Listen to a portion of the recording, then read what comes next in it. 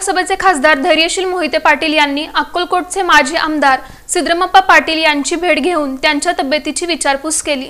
खासदार धैर्यशील मोहिते पाटील गुरुवारी सोलापूर शहराच्या दौऱ्यावर आले होते। यावेळी त्यांनी अक्कलकोटचे माजी आमदार सिद्धरामप्पा पाटील यांच्या रेल्वे लाईन्स परिसरातील निवासस्थानी सदिच्छा भेट देऊन आप्पांच्या तब्येतीची विचारपूस केली। यावेळी स्वामी समर्थ सहकारी साखर कारखान्याचे चेअरमन संजीव पाटील, भाजपचे युवा नेते रमेश पाटील, इन सोलापूर न्यूज चॅनलचे संचालक दिलीप पाटील, राजेश पाटील यांनी खासदार धैर्यशील मोहिते पाटील यांचा सत्कार केला। या प्रसंगी धैर्यशील मोहिते पाटील यांनी सिद्धरामप्पा पाटील यांच्या तब्येतीची विचारपूस केली।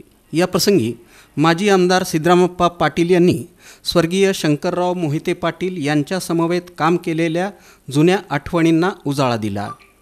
दरम्यान इन सोलापूर न्यूजशी बोलताना खासदार धैर्यशील मोहिते पाटील म्हणाले की सोलापूर जिल्हा एकसंघ करण्यासाठी शरद पवार आणि सुशीलकुमार शिंदे यांच्या मार्गदर्शनाखाली विधानसभा निवडणुका लढवून पुन्हा एकदा मोहिते पाटलांची ताकद दाखवून देऊ असा निर्धार त्यांनी यावेळी व्यक्त केला। आप्पांचे आणि मोहिते पाटील कुटुंबाचे संबंध हे सकर्मर्षी शंकरराव मोहिते पाटील साहेबांपासून आहेत आणि ते ऋणानुबंध दोन्ही कुटुंबांनी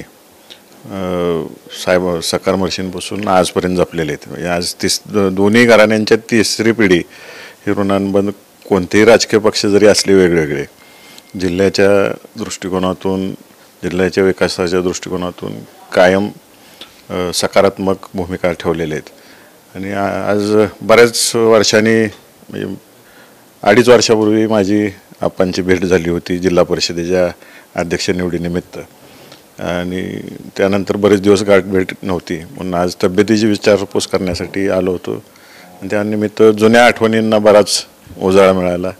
एक तर आपला सोलापूर जिल्हा हा आदरणीय शरदचंद्रजी पवार साहेब, विजयसिंह मोहिते पाटील साहेब आणि सुशीलकुमार शिंदेंना मानणार आहे। राजकीय वैचारिक मतभेद किती असले या लोकांनी त्यांच्या कालावधीमध्ये कधीही सर्वसामान्य जनतेचं नुकसान होईल किती मतभेद असले किंवा वैचारिक काय जमत नसेल एखाद्या विषयावरती त्याचं नुकसान जनतेपर्यंत पोचून दिलेलं नाही आणि 2009 पासून आपण पाहिलं आपल्या जिल्ह्यात सगळं विस्कळीतपणा झाला आणि मोठ्या प्रमाणावर नुकसान हे आपल्या जिल्ह्याचं झालं आणि हे सगळीकडं बोललं जाते, जनता बोलते।